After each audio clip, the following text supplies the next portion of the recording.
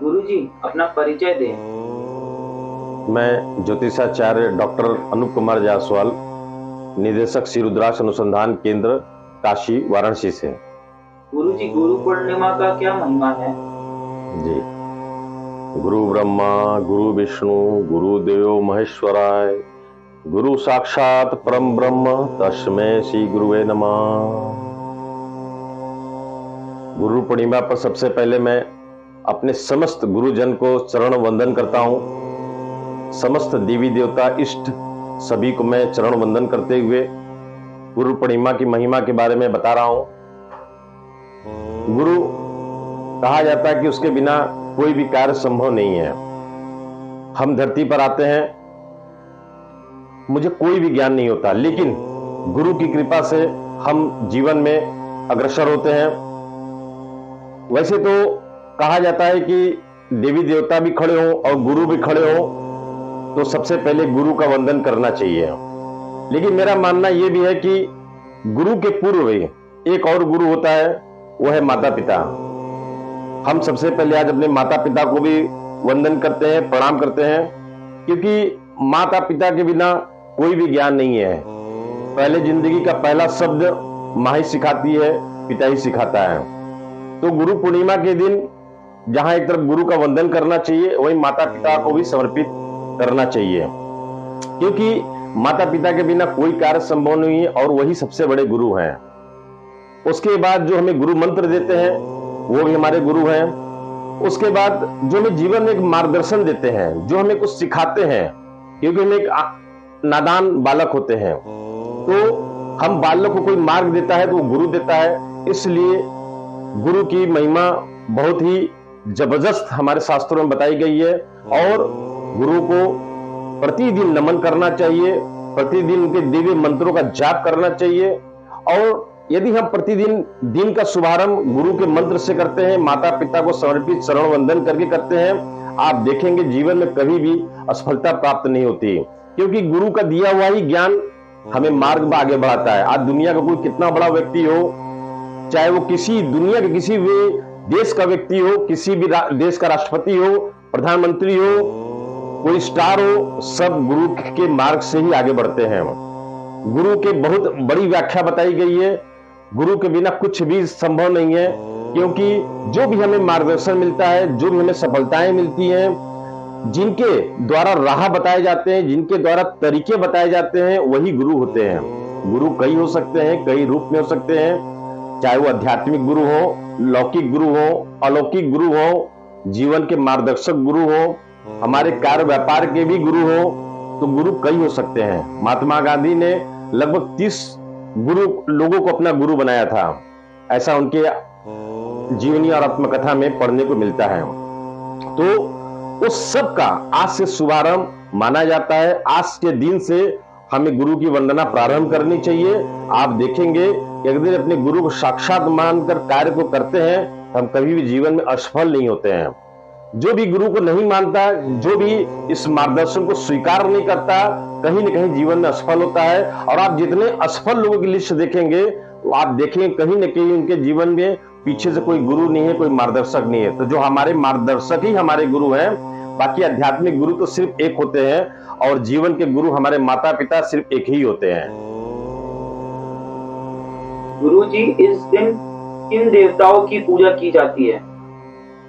देखिए, गुरु पूर्णिमा के दिन जो शास्त्रों के ज्ञाता थे, वेदों के ज्ञाता थे, उपनिषदों के ज्ञाता थे, जिन्होंने कई साहित्य की रचना की, वेदों की रचना की, तमाम उपनिषदों की रचना की, ऐसे देवाधिदेव भगवान, जिनको भगवान का भी दर्जा दिया जाता है, वेद व्यास जी का भी जन्मदिन माना जाता है। इसलिए गुरु पूर्णिमा को वेद व्यास जयंती भी बोलते हैं, क्योंकि वेद व्यास जी कई शास्त्रों के ज्ञाता थे। ये भगवान विष्णु के अंशावतार भी माने जाते थे। इन्होंने जो है एक धर्म के लिए, एक भौतिक जीवन से लेकर अलौकिक जीवन के लिए कई मार्गदर्शक बातें बताई हैं। इसलिए जिनको कोई भी सक्षम गुरु नहीं मिल पा रहा हो, वो अपने वेद व्यास जी का ध्यान करके उनको गुरु स्वीकार कर सकते हैं। यदि कोई आपको सक्षम गुरु मिल जा रहा है, ये तो और ही अच्छी बात है। किसी को कोई कुछ नहीं मिलता तो अपने माता पिता को गुरु मान करके आज के दिन से पूजा आरंभ करना चाहिए, उनका ध्यान सुमिरन आरंभ करना चाहिए। तो आज के गुरु पूर्णिमा के दिन से वेद व्यास जी का बहुत महत्व जुड़ा हुआ है। साथ ही जो है आज ही जो है महावीर जी का भी गाथा इससे जुड़ी हुई है, बुद्ध की भी गाथा जुड़ी हुई है। तो इसका महत्व काफी बढ़ जाता है और हम ऐसे पर्व पर गुरु वेद व्यास जी को मैं प्रणाम नमन करते हुए, गुरु की कृपा पाने के लिए कौन सा उपाय करना चाहिए? देखिए, सक्षम गुरु को पाने के लिए हम पूरी जीवन भी लगा दे तो फिर बहुत छोटी है। जैसे कि मैंने बताया कि कोई नहीं मिला तो अपने माँ बाप ही हमारे गुरु हैं। हम पूरी जिंदगी अगर माँ बाप की भी सेवा करते रहे तो हमें जिंदगी हमारी सार्थक बन जाती है। लेकिन गुरु की कृपा प्राप्त करने के लिए हमें किसी भी रूप में गुरु को प्रसन्न करना चाहिए, उनको रिझाना चाहिए, उनकी सेवा करनी चाहिए। साथ ही जो है गुरु का तात्पर्य गुरु बृहस्पति से भी होता है। गुरु बृहस्पति जो सभी देवी देवताओं से लेकर सभी ग्रहों के भी गुरु माने जाते हैं। आप कुछ नहीं कर सकते हैं तो आप गुरु ब्रह्मा, गुरु विष्णु, गुरु महेश का भी ध्यान कर सकते हैं। कुछ नहीं समझ में आ रहा है तो आप बृहस्पति का भी ध्यान कर सकते हैं। आज के दिन आप ओम ब्रंग बृहस्पति नमः का जाप भी कर सकते हैं। आप आज से ये गुरु ब्रह्मा, गुरु विष्णु, गुरु महेश का भी एक जाप आप शुरुआत कर सकते हैं।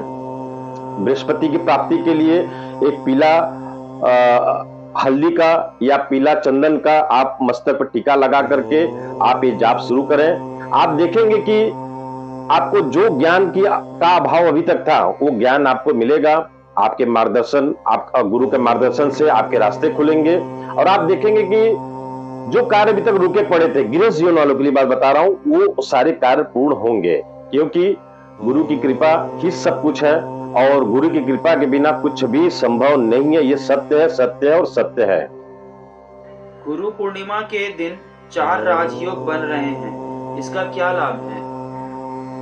देखिए, गुरु पूर्णिमा के दिन काफी अरसों के बाद 4 राजयोग बन रहे हैं और वो भी 4 राजयोग बुधादित्य योग में बन रहे हैं, क्योंकि उस दिन बहुत बुध प्रबल है और सूर्य बुध के सम्मिश्रण से बुधादित्य योग बनता है। और बुधादित्य योग के अंदर 4 राजयोग बन रहे हैं, जिसमें प्रमुख है शश राजयोग, हंस राजयोग, भद्र राजयोग और रोचक राजयोग। ये 4 राजयोग एक ही साथ एक ही समय में लग रहे हैं और भी बुधादित्य योग में लग रहे हैं। तो ऐसा माना जाता है कि अगर ये सारे 4 योग बन रहे हो बुधादित्य योग में, तो ऐसे में अपने गुरु का चयन करना, गुरु का ध्यान सुमिरन करना, गुरु की गाथा गाना, गुरु की चालीसा पढ़ना और चालीसा पढ़ने के बाद हम अपने जो भी मनोकामनाओं का ध्यान करेंगे, चाहे अपने जीवन के जो भी ऐसी बातें हैं, चाहे आध्यात्मिक हो, लौकिक हो, अलौकिक हो, या कुछ ऐसी बातें जो कि हमें अब तक समझ में नहीं आ रही थी,